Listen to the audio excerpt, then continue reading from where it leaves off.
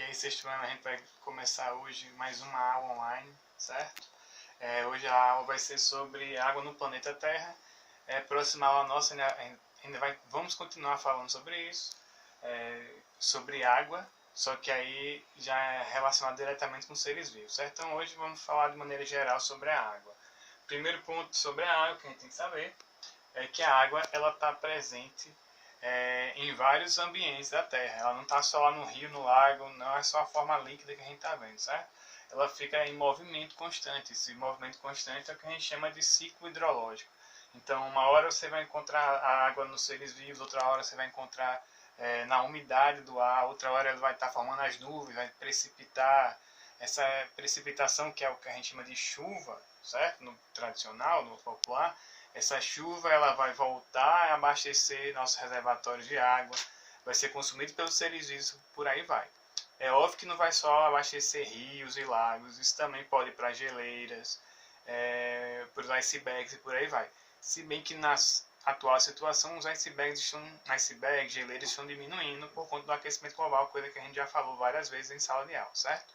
Então vamos seguir. Então lembrem, a água ela tem um movimento constante, que é esse ciclo hidrológico ou simplesmente o ciclo da água, em que você vai ter a água dos reservatórios evaporando ou sendo consumida por seres vivos.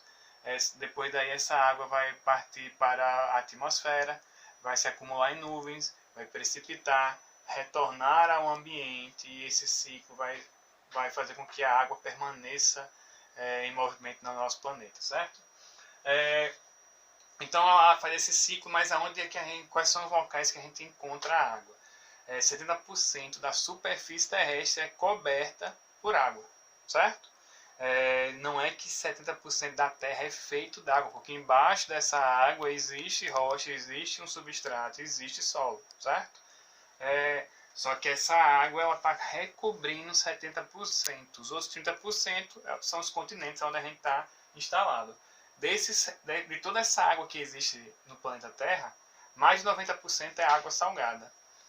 E os outros 2%, os 2,5% que a gente tem aí, vão ser água, a gente vai encontrar como água doce. E aí essa água doce ela pode estar em duas formas. A gente vai ter a maior parte em gelos, geleiras, icebergs que a gente está falando agora, e uma pequena parte, 30% dessa água doce, ela vai estar de forma de água líquida, certo? Então, em reservatórios superficiais ou no subsolo, como os lençóis freáticos. Só que aí a gente tem uma outra questão. Tem esse pouquinho de água, ela vai ser de água doce. Um pouquinho dessa água doce ela vai estar disponível para a gente consumir, porque lembra, água congelada ela não é considerada uma água disponível, ela tem que estar líquida. E de toda essa água líquida, uma pequena partezinha ela vai ser considerada o que a gente chama de água potável, certo? Então, apenas 1% de toda essa água doce que eu falei, ela vai ser considerada potável. O que seria potável? Aquela água que dá para ser consumida, ela é limpa, certo? Ela é minimamente apropriada para se beber. Você não vai beber e morrer depois, ou passar mal, ou vai denegrir a sua saúde, certo? Então, apenas 1% de toda essa água vai ser considerada potável. Se a gente for fazer um cálculo considerando toda a água da Terra e essa água potável, a gente chega a um número menor ainda, que a gente vai chegar a 0,02% de toda a água da Terra, ela vai ser potável.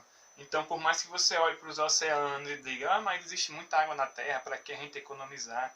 Não precisa disso. Só que de toda essa água, a única parte que dá para a gente consumir, dá para a gente beber, dá para a gente tomar banho sem medo de ter alguma consequência para a nossa saúde, é 0,002% dessa água, certo? E ainda temos um outro problema em relação a isso, a essa água potável, que é o seguinte. Primeiro problema, a gente sabe desde sempre que pouquíssima água é potável, mas mesmo assim a gente continua poluindo essa água. Segundo problema, 90% de toda a água que a gente utiliza em casa, então a água que você escova os dentes, que vai para o seu esgoto, que você dá a descarga, que você toma banho, que você lava o carro, que você faxina a sua casa usando essa água, 90% dessa água ainda volta para o ambiente sem ser tratada, certo? Então, quer dizer que o nosso consumo da água também polui a água, ok? E, calma,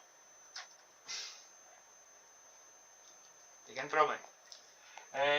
E um terceiro problema, terceiro marco daí é o seguinte, é que a nossa população, a gente tem todos esses problemas, e a nossa população nos últimos 50 anos ela triplicou para chegar na casa dos bilhões, certo?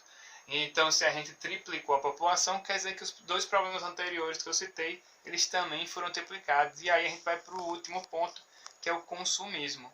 Que a gente estabeleceu uma sociedade extremamente consumista e a gente consome até o que não precisa.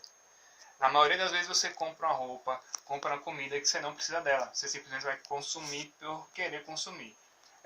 E aí tem uma questãozinha básica, é a seguinte. Tudo que você compra, pode ser um eletrodoméstico, pode ser uma roupa, pode ser um pedaço de carne. Você acha que naquilo não tem água, mas para a produção daquilo foi gastado muita água. Então a gente tem uma tabelinha, uma média, certo? De o quanto a gente gasta de água no que a gente consome. Então não tem só o consumo próprio, o consumo individual, o consumo da sua casa, e nem o desperdício próprio, o desperdício da sua família. Também tem o consumo da água no que você compra, certo? Então, por exemplo, na manteiga, 1 kg de manteiga, você vai gastar 18 litros de água para chegar naquele 1 kg de manteiga, certo? 1 kg de carne de boi, você vai gastar 17 mil litros de água para 1 kg de carne de boi. Então, imagine isso. E outra coisa, vocês podem estar se imaginando, não, professor, mas a gente pode consumir para fazer essas produções aí de qualquer tipo de água, não é da água potável, certo? Daquele 0,002% de água que a gente pode consumir. É essa água que é usada nessa produção. Então, se a gente não repensar na nossa maneira de lidar com o consumo da água e com o nosso consumismo dos produtos em geral, a gente os especialistas acreditam que em 2030, por exemplo, a gente já viva uma crise seríssima de água. A gente já vive uma crise de água em todo o mundo, mas em 2030 a água vai virar artigo de luxo. E água é artigo de vida. Ele é um elemento vital para a nossa sobrevivência, certo? Então a gente termina essa aula aqui. Próxima aula a gente vai voltar falando sobre água e os seres vivos, certo? Por que ela é tão importante para os seres vivos. Valeu!